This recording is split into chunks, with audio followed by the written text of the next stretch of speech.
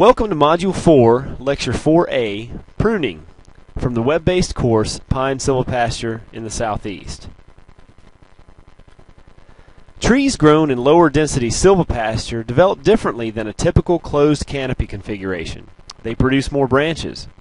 In a silvopasture, the producer's primary concern with open-grown trees is the management of large diameter branches that can reduce wood quality. Growth of branches affects eventual lumber quality by producing knots. After branches die, their bases continue to be surrounded by the growing trunk, and knots are formed. Pruning, therefore, is a must in a silvopasture system to grow quality trees. Pruning confines the knots produced by branches to a small diameter, producing higher quality, knot-free clear wood, which can fetch a higher price at the mill. The first pruning should be initiated in the late winter or early spring when the trees have reached 15 to 20 feet tall. By then, the tree should have plenty of branches and root stability to handle pruning. Pruning typically begins when the trees have a 5-inch stump diameter and are pruned to a 4-inch stem diameter.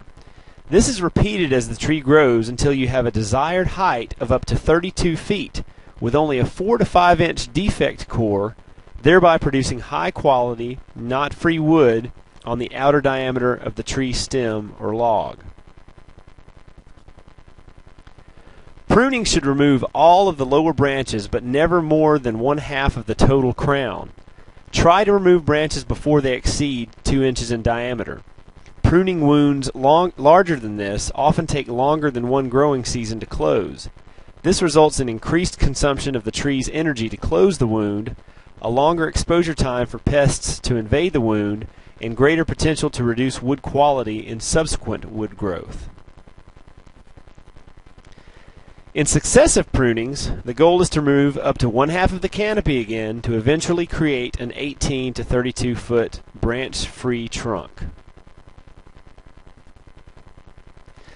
Begin pruning cuts on the upper or branch bark ridge side of the branch. For larger branches more than 2 inches in diameter, the first and second cuts, shown above, will prevent the branch from breaking off and damaging the tree by stripping bark from the trunk. Going step by step, the first cut is made on the underside of the branch, about 15 inches away from the trunk, and as far up through the branch as possible before the branch weight begins to bind the saw. The second cut is made downward from the top of the branch, about 18 inches from the main trunk, to cause the limb to split cleanly between the two cuts without tearing the bark. The remaining stub can then be supported easily with one hand while it is cut from the tree. This final cut should begin on the outside of the branch bark ridge and end just outside of the branch collar swelling on the lower side of the branch. Side branches should be pruned just outside this branch collar, which is also shown. This is real easy to see on most conifer species. First you locate point A and point B shown in the diagram, and this is the area where the branch meets the branch collar and is usually around 1/4 inch from the main stem. Set the lopper or the pruning saw along A and B and prune the branch. Do not injure or cut the branch collar, and do not prune the branches off flush with the main stem. Pruning shears or pruning saws can be used for pruning. Make sure your pruning equipment is sharp enough to ensure clean cuts. While it may seem convenient, avoid pruning with a machete, as clean cuts are harder to achieve and tree damage can occur. If your pruning work is hired out, make sure the crew knows what they're doing and that they aren't pruning with machetes. In addition, some arborists recommend sterilizing blades with alcohol after pruning each tree to minimize the risks of fungal or rust infections. Smaller branches, up to 2 inches in diameter, can be lopped off cleanly with pruning shears. However, pruning saws are recommended to make clean cuts on larger branches as described in previous slides. There are additional benefits to pruning. By opening up the canopy, pruning also allows more sunlight to hit the ground, stimulating forage growth and creating an open, aesthetic environment. Once trees are established, Pruning may occur at 5-year increments depending on tree spacing and growth. Pruning costs have been estimated at around 50 cents to $1 per tree, depending on the size of the tree. Once trees reach a certain height, ladders or telescoping pruning saws may be required.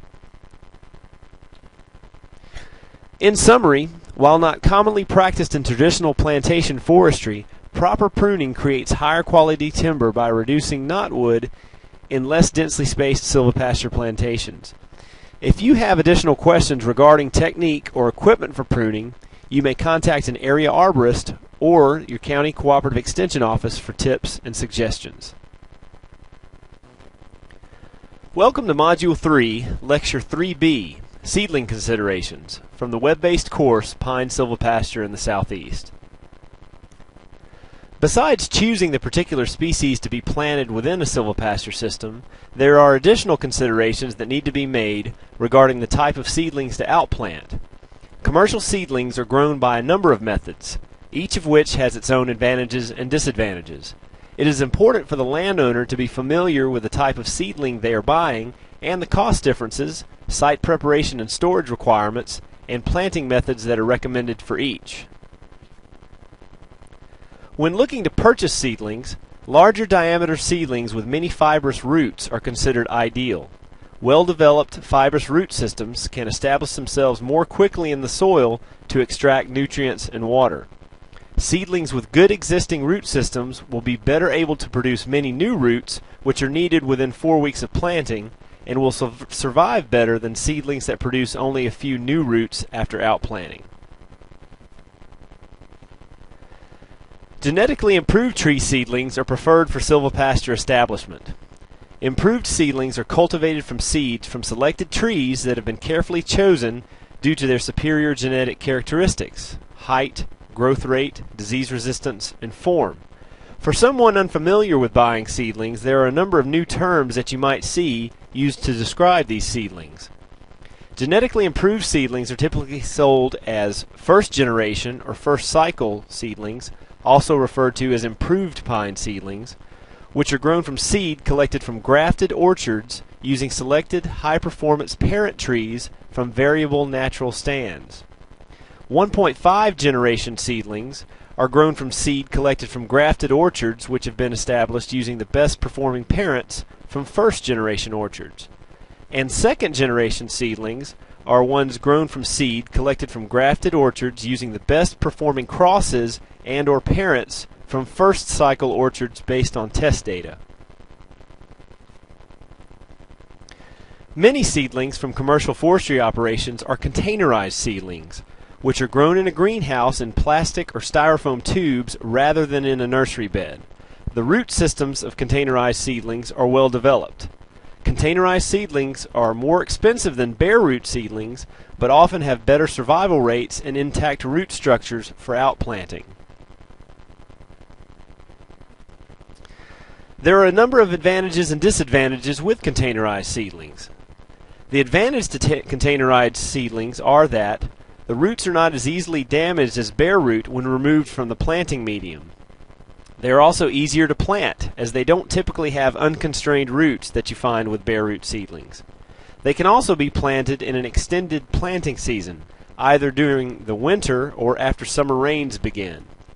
Some disadvantages are that they are generally more expensive, on an average of around $100 more per thousand seedlings. Also, they may not be readily available at some nurseries, and their smaller size makes the seedlings difficult to establish with heavy competition, which requires good site preparation of the planting site and follow-up management to reduce competition.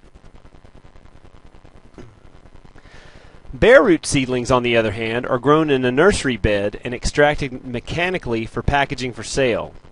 Bare root seedlings must be kept cool and moist until planting, as their roots are exposed after being extracted from the nursery bed. Many of your state nurseries traditionally have favored bare root seedling production due to lower costs than containerized. There are a number of advantages and disadvantages to bare root seedlings as well. Some advantages are: bare root seedlings have larger root systems that provide greater rooting depth and less susceptibility to frost heaving. They are better suited to planting sites with higher levels of competition due to their larger size, and they are generally less expensive than containerized seedlings. Some disadvantages are that they are more difficult to plant than container stock due to their size and root mass. Therefore, root placement is critical as bare root seedlings have longer root systems and care must be made when planting. Also, they have to be planted during the winter. Another seedling option that may be desirable are low-density seedlings. These are bare root seedlings that are grown at lower density than traditional nursery beds, around 18 seedlings per square foot. Large seedlings grown at low density in a nursery have much more desirable root characteristics than smaller diameter seedlings grown in crowded nursery beds. These seedlings are more expensive than traditional bare root seedlings, but they have shown higher survivability in the field as their increased size can handle weed competition better than traditional bare root seedlings. As mentioned in Lecture 3A, it is especially important to use fusiform rust-resistant seedlings if slash or loblolly pines are planted. Fusiform rust is an infectious fungus that causes spindle-shaped swellings or galls that develop on the branches or main stem of the tree. Infections that occur on the main stem within the first 5 years of a tree's life normally causes tree death. Here's a list of state contacts for seedling sources. If they don't happen to have the desired species, variety, or seedling type you're looking for, they should be happy to point you to another commercial provider of seedlings. You can pause the lecture here if you need to copy any contact information. In summary, genetically improved seedlings can produce superior trees when planted correctly. There are advantages and disadvantages with both containerized and bare root seedlings. Good root structure, however, is a key factor in seedling survival and proper growth. State forestry organizations can provide you with additional information about seedling availability and quality. Species choice, seedling costs, and site preparation are all decisions and management tools that the landowner will need to make before purchasing seedlings. Welcome to Module 3, Lecture 3A, Pine Species for Silvopasture, from the web-based course Pine Silvopasture in the Southeast. While a number of conifer and hardwood species have been successfully integrated into silvopasture systems throughout the United States, there are 3 pine species most recommended for silvopasture in the southeastern United States: loblolly pine, or Pinus taeda, slash pine, Pinus eliadii, and longleaf pine, Pinus palustris. These species are native, well adapted to climate and soils of the southeast, and are historically the most utilized species for wood products markets. Local soil, site, and climate conditions will dictate which species is best suited for your silvopasture. However, each of these species can produce high-quality timber when managed properly. It is important to plant fusiform rust-resistant seedlings for loblolly and slash pines to reduce damage to seedlings and young trees affected by this disease. Loblolly pine is the most commonly planted commercial pine species in the southeast and has the fastest growth of the pine species. Improved varieties of loblolly are also available to reduce rotation length. These varieties have been selected to grow faster and with better form. Loblolly is best suited for well-drained upland areas or clay soils in much of the southeastern United States. It is the most versatile species in regards to site conditions, which allows it to have the largest range of the southern pines. Loblolly has a number of advantages and disadvantages that need to be considered as well. It produces larger branches than the other species, which requires more frequent pruning. Larger branches, as a result, produce more shade, which may influence forage selection. In other words, more shade-tolerant forages might be recommended for a loblolly silvopasture. One advantage of loblolly is that it can reach harvestable size for chip and saw timber from 22 to 35 years in a well-managed silvopasture system. Thinning for silvopasture management can also yield pulpwood at 12 to 15 years, which can help defray management costs such as pruning, depending on pulp markets. Slash pine is considered the darling species for silvopasture. It is considered an ideal species because it self-prunes and produces less shade than loblolly, which can benefit forage.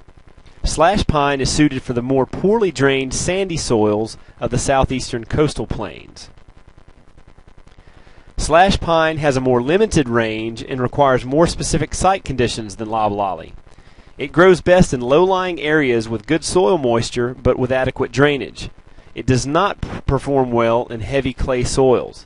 However, it also doesn't do well in deep, dry, or sandy soils. Therefore, it is important to consider the soil and topography of your site before planting slash pine. Some other considerations related to slash pine are that while slash pine's smaller branches benefit forage growth and require less pruning, they can be susceptible to ice damage where it has been established in more northern latitudes. It can yield good pine straw production. It is not as fire tolerant as longleaf pine, so more careful burning is required if prescribed burning is part of your management plan. Slash pine can yield chip and saw timber, similar to loblolly, from 22 to 35 years depending on site quality, density of the trees planted on the site, and other management. Longleaf pine produces very high quality timber when properly managed. Longleaf traditionally has had a longer rotation cycle than other southern pines due to a dormancy period known as the grass stage, which is unique to the southern pines. Basically, when longleaf seedlings germinate among competition, it will stay in this grass stage, in the photo that you can see to the left, until competition is removed. In the coastal plains natural ecosystem, fire traditionally played this release role. However, with proper prescribed burning and/or herbicide use, longleaf seedlings can be released from this grass stage to initiate height growth sooner, which reduces rotation length. For a very brief history lesson, longleaf used to cover around 2/3 of the southeast forests. However, logging, land clearing and conversion, and especially fire suppression altered its natural fire-dependent ecosystem. To share an excerpt from the Longleaf Alliance's website, longleaf pine's domain was vast. By all accounts, the longleaf pine forest dominated the southern landscape. Starting in southwest Virginia, the longleaf pine forest stretched southward through 9 states, eventually stopping in East Texas, over 140,000 square miles. Unlike today, other southern pine species such as loblolly and slash pine were mostly relegated to areas where fire did not burn frequently, such as the edges of streams and ponds. Therefore, longleaf is well adapted to a range of soils and topography of the southeast and can be planted on a wide variety of sites. It is well suited for dry and infertile soils, but it does not grow well in flooded, saturated, or heavy clay soils.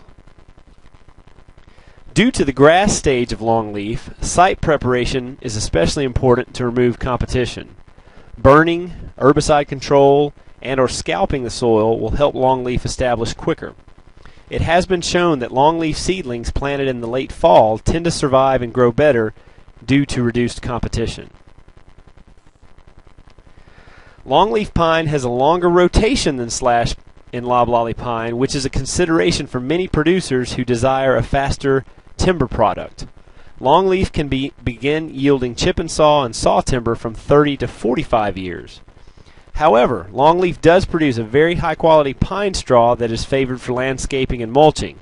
Pine straw can be harvested when managed properly for additional periodic income. In summary, the 3 recommended species for pine silvopasture in the southeast are loblolly pine, slash pine, and longleaf pine. Each of these species has distinct production, site requirements, and growth characteristics.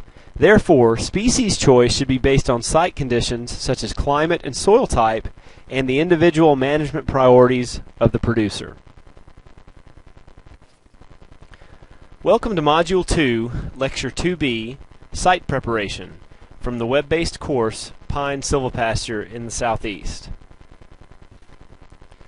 An existing pasture can be easily converted to a silvopasture with proper site preparation. If pasture land has been regularly grazed and has minimal weeds, rows for planting seedlings can be established at desired intervals. Loosening the soil and reducing competition are keys to rapid seedling establishment and can decrease seedling mortality. Proper site preparation before planting the trees improves seedling survival rates and early growth by reducing the competition for light, water, and nutrients from surrounding grasses, weeds, and shrubs.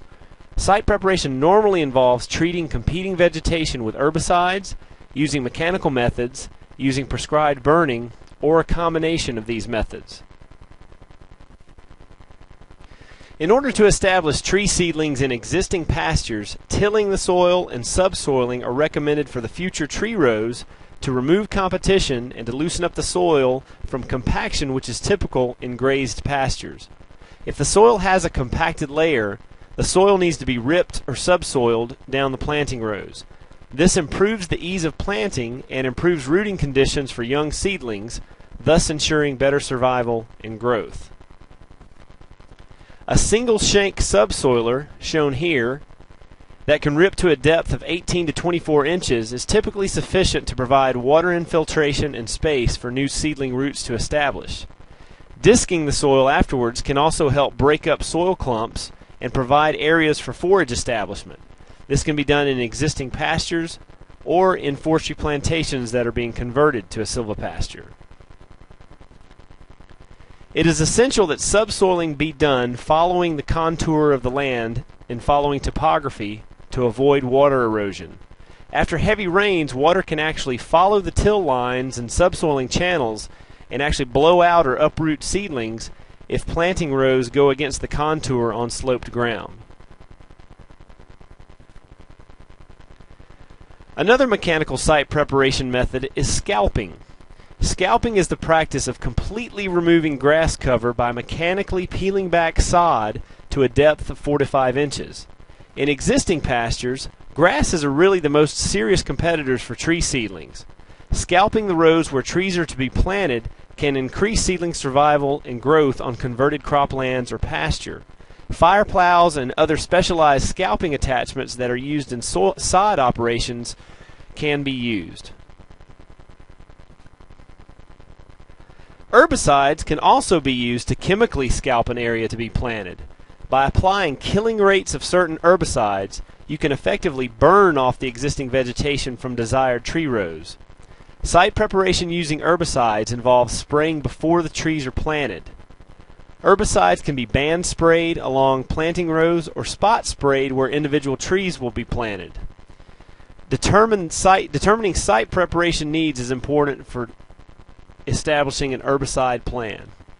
You can apply a herbicide or till a strip 2 to 4 feet wide for each row to be planted. By spraying before seedlings are planted, higher application rates can more effectively slow the regrowth of competing weeds and grasses. Broadcast herbicide application throughout the entire field is really only needed when the entire pasture is needed to be replaced with different forage species. A number of herbicides are available for weed and grass control for site preparation and for annual weed control. Herbicides such as Oust, Ouster, Arsenal, Fusilade, Roundup, Accord, and Velpar are commonly used herbicides that can be used as single treatments or as tank mixes for common grasses like Bahia and Bermuda grass control. While some herbicides are labeled that they can be sprayed over the top of seedlings, it is recommended to avoid direct contact when possible with seedlings while you're spraying. You must remember that the label is the law when it comes to pesticides and herbicides. You must read the herbicide label prior to application for recommended rates, mixing instructions, and which plant species the herbicide actually controls. All uses of pesticides must be registered by state and federal agencies before they can be recommended, and an applicator's permit is required for many types of herbicides. Trees are planted into a pasture in a silvopasture system and are actually protected from grazing for the first 2 to 3 years until the trees gain enough height. Mowing between tree rows during the first 3 growing seasons after tree planting will help reduce weed and grass competition. Hay can be harvested from the alleyways during this period, which can also provide revenue from forage or defray costs before cattle are allowed to graze the site. In summary, site preparation is perhaps one of the most important steps in establishing a high-quality silvopasture and may include disking, subsoiling or ripping, scalping, the use of herbicide treatments, or prescribed fire. Each of these methods are used to loosen the soil for good root growth and or to reduce the level of competition from weeds until trees can become established. Again, prescribed fire is another helpful and cost-effective tool for clearing out competition. Before burning, make sure you notify and consult with your local forestry agency for recommended burning schedules and potential smoke-related issues. The use of trade names here in this presentation is for information only and does not imply recommendation or endorsement by the U.S. Department of Agriculture.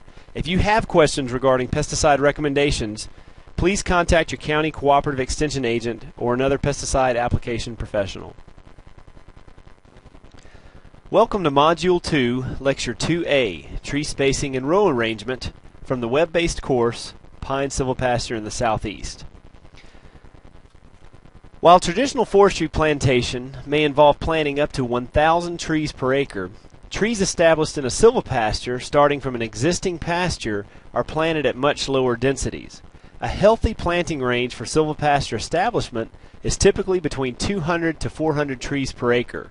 While this idea might seem counterintuitive for your traditional plantation forester, your ultimate goal is to produce high-quality saw timber in the long term while leaving open space within the system to graze livestock for short-term income.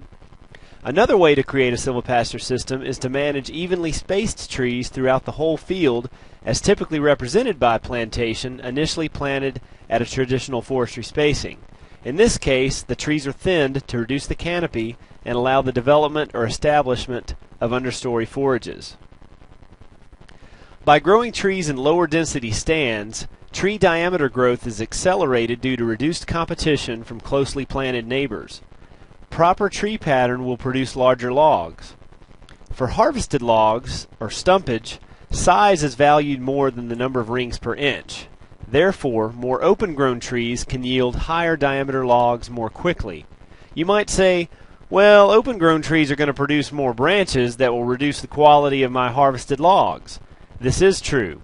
Open-grown trees in a silvopasture will require periodic pruning to get at least 16-foot clear logs for saw timber. We will address this more thoroughly in Module 4. Lower density stands permit enough sunlight to penetrate to the forest floor to stimulate forage growth. Canopy density in a silvopasture system is generally managed between 25 to 60% for cool and warm season forages, which lengthens the forage growing season and increases forage quality. Shade also allows cattle to graze throughout the day with reduced sun stress. In some areas of the southeast, well-managed silvopastures may be grazed almost year-round with minimal supplements for cattle or livestock. Silvopastures involve spacing trees that allow both forage and timber to thrive. The diagram shows an 8 by 8 tree spacing between trees and between rows, with 40-foot forage alleys between the pairs of tree rows.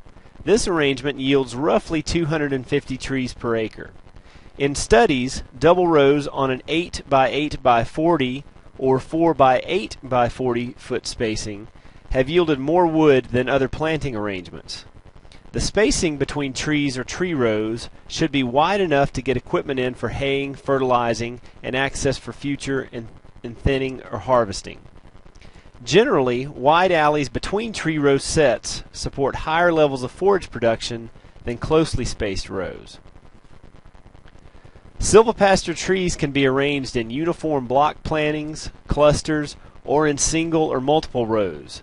Evenly distributed trees in block plantings optimize the growing space and light for both trees and forages. Trees grouped in rows or clusters concentrate shade and root effects and provide open spaces for pasture production.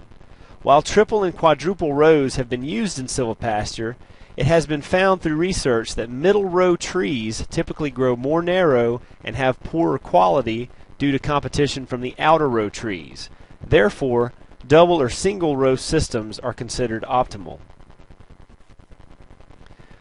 When setting the width of the alleys between tree rosettes, make sure you consider the width of the equipment that will be used in the management of the forages and plant the width of the alleys accordingly. Make sure you can get those hay balers, tractors, or mowers into the forage alleys with enough room to maneuver. As trees mature, the canopy closes between rows.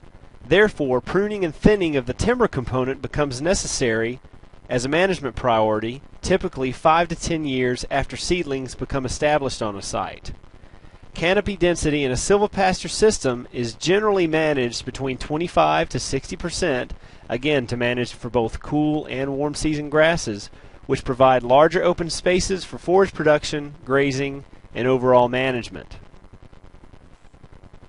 Once established, both forages and trees coexist and can contribute to a highly productive silvopasture system. Research has shown that legumes under a pine canopy perform better than legume forage in open areas. The more open structure and plant diversity of a well-managed silvopasture are also attractive to many wildlife species such as turkey, deer, and quail. Site conditions and producer objectives, in summary, should ultimately dictate the desired planting arrangement. Whether you choose a single or double row system to establish silvopasture in existing pasture or convert an existing forestry stand, proper tree spacing and row arrangement is key to the production of high quality forage in the short term and saw timber in the long run. Welcome to Module 1, Lecture 1B, Economic Considerations, from the web-based course Pine Silvopasture in the Southeast. Silvopasture systems reduce economic risk by producing multiple products. For years, range scientists have advocated combining cattle and timber production on the coastal plain of the southeastern United States. While low-density grazing of native forage in natural forests and plantations is practiced throughout the southeastern U.S., few landowners are aware of the economic potential of combining forage and timber management practices. Economic analyses have shown that intensively managed silvopasture systems can be more profitable than traditional systems. Livestock production, which benefits from shade grazing and managed forage, serves as an annual income source, while saw timber is produced and managed for a high-quality product in the long term. Grazing may also be a way to reduce fuel loads, reducing the risk of fire, keeping fire risk low, and eliminating the need for chemical or mechanical competition control. A well-known study in the 1980s by Dr. Terry Clayson of the internal rate of return of a silvopasture system compared to traditional forest plantation management and managing coastal pasture lands for grazing indicated a higher return for silvopasture. Dr. Clayson found that a loblolly pine forage intercropping system is a suitable management option for maturing plantations. After 5 years of study, he determined that timber and forage management practices provided investment income, created and maintained a high-quality forage resource, and enhanced the timber production component. While less trees per acre are managed in a silvopasture, the production of higher quality saw timber is the ultimate goal, which can provide an overall net gain at the end of the timber rotation at 22 to 35 years, depending on tree growth, site quality, and the intensity of management. Proper silvopasture establishment requires several initial and long-term cost considerations. Site preparation prior to planting tree seedlings as well as annual management costs are required for a successful silvopasture system. However, these production costs are reduced and marketing flexibility is enhanced by distributing management costs between the tree, forage, and livestock components, each of which have their own associated costs and benefits. A number of factors can influence initial establishment costs. Landowner objectives for the land will definitely impact costs, as well as the existing state of the pasture or plantation which is being converted. Well-maintained pastures may only need minimal site preparation, while overgrown pastures or young forests will require substantial weed management, prescribed fire, or manual and/or mechanical clearing. The cost of seedlings will also vary depending on your seedling source and whether the seedlings are bare root or containerized. You can pause this presentation to take note on some of these associated costs. For example, herbicides and labor for removal of competition and weed management can be anywhere from $50 to $250 per acre, depending on the type of application used and the condition of the site. Prescribed burning can vary anywhere from $20 to $25 per acre. Tractor equipment costs vary. On old agricultural fields, disking and subsoiling might average $25 to $50 per acre in fuel costs and labor. Or on cutover forest land, this amount could equal $100 to $150. Cost of seedlings equal $40 to $75 per thousand bare root seedlings, or $100 to $125 per thousand containerized seedlings. And labor for planting, if you hire it out, can be anywhere from $35 to $45 per acre for your southern pines. There are a number of annual costs that are also needed to be considered and planned for. Annual costs may include herbicides, which may be required after trees are established to manage competition. Tree pruning is an essential element of silvopasture, which may begin around 5 years after planting and will need to take place around every 5 years to keep the canopy levels below 50% and to remove the branches that cause knots in saw timber.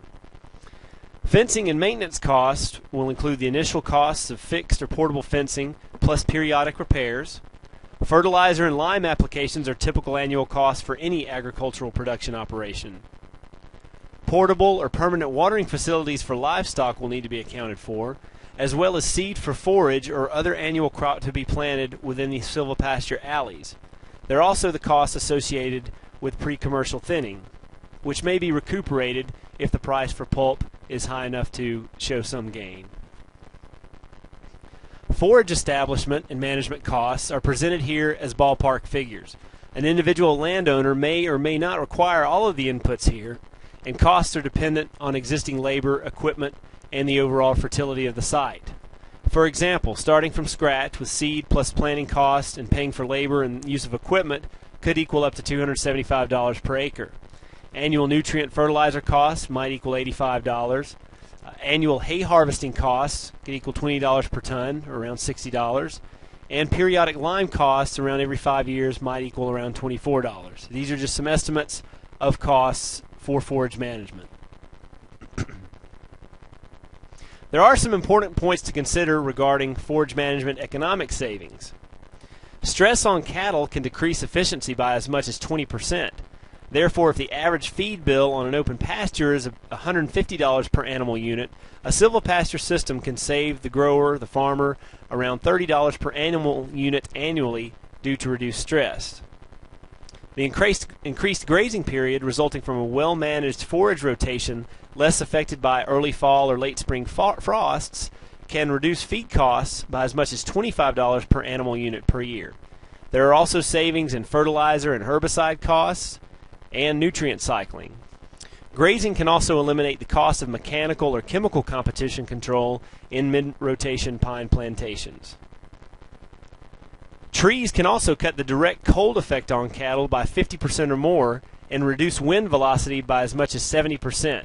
Reducing stress on animals translates into financial gains. Technical assistance may be necessary to develop a system that will function effectively and cost efficiently. State and federal programs may be available for financial assistance with tree planting or thinning or pasture establishment. The WIP program, or the Wildlife Habitat Incentive Program, provides a 75% cost share for forest stand improvement. It, however, does require a 5 to 10 contractual agreement. The FLEP program, or Forest Land Enhancement Program, is a 75% cost share program as well, which lists, quote, enhancing implementation of agroforestry practices, unquote, as one of its 7 primary objectives. As of 2007, FLEP allows a treatment of up to 1,000 acres per year, and the maximum FLEP cost share payment for any practice may be up to 75%. It is important to contact the Natural Resource Conservation Service for details on these programs. There are also multiple land use tax breaks and incentives for forest management that vary from federal to state to county levels. It is prudent to get in touch with your NRCS district conservationists and county farm service agency representatives to see what silvopasture establishment and management may qualify you for. In summary, there are some more regular management costs of a silvopasture system that differ from traditional grazing and forestry operations. While upfront costs to convert to silvopasture may seem initially high, the benefits of this integrated system can yield a higher overall return.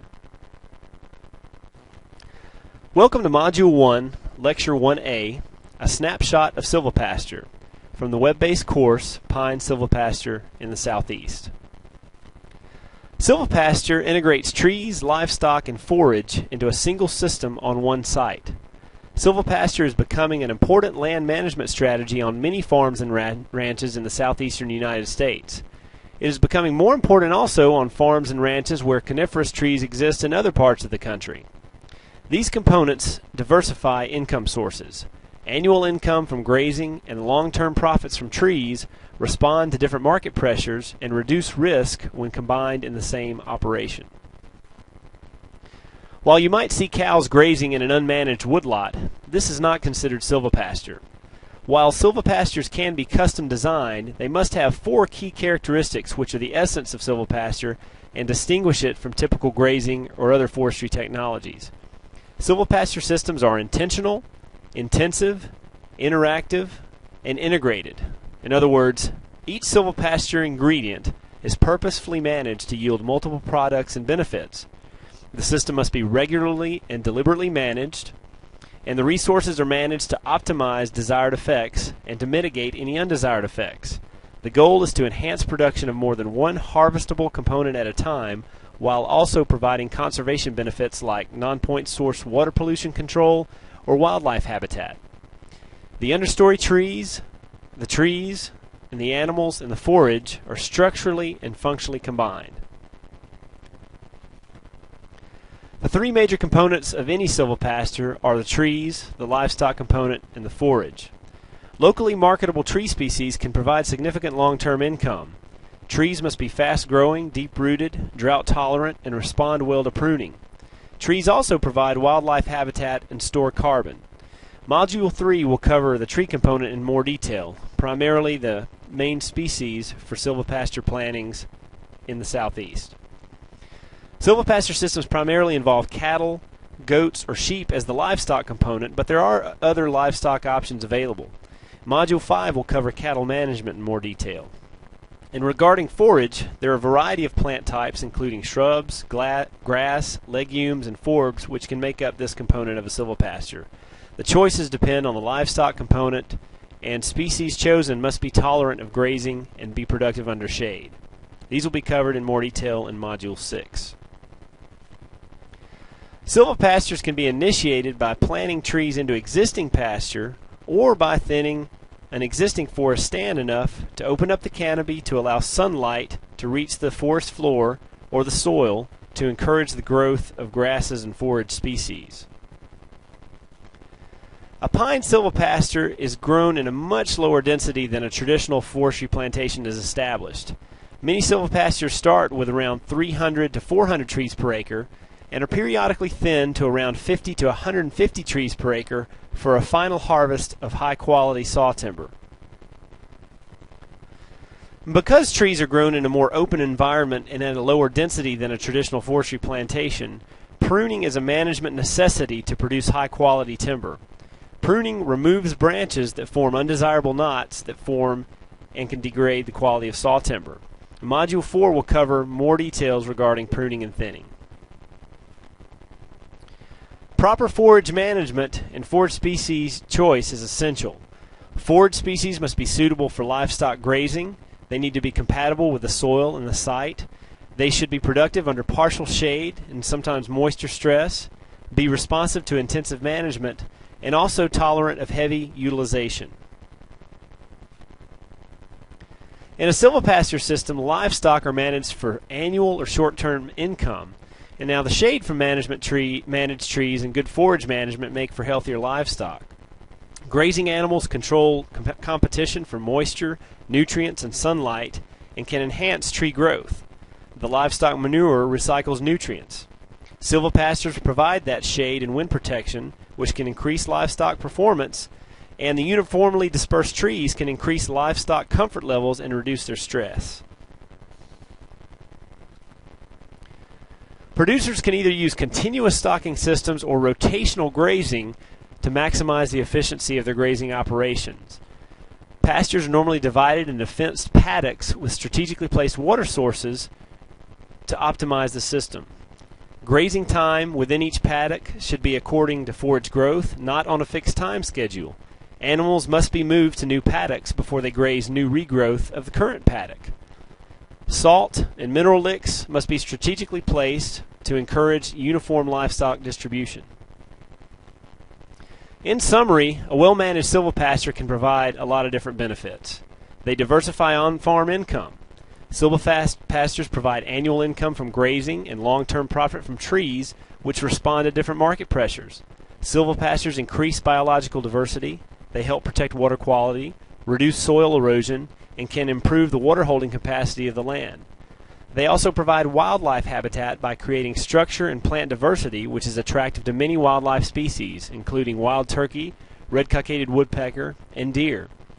Silvopastures also boost the property values of land by boosting the opportunity for recreational activities, and the alleyways that are typically created in a silvopasture are easily accessible for hunting, bird watching, photography, and other recreational land uses.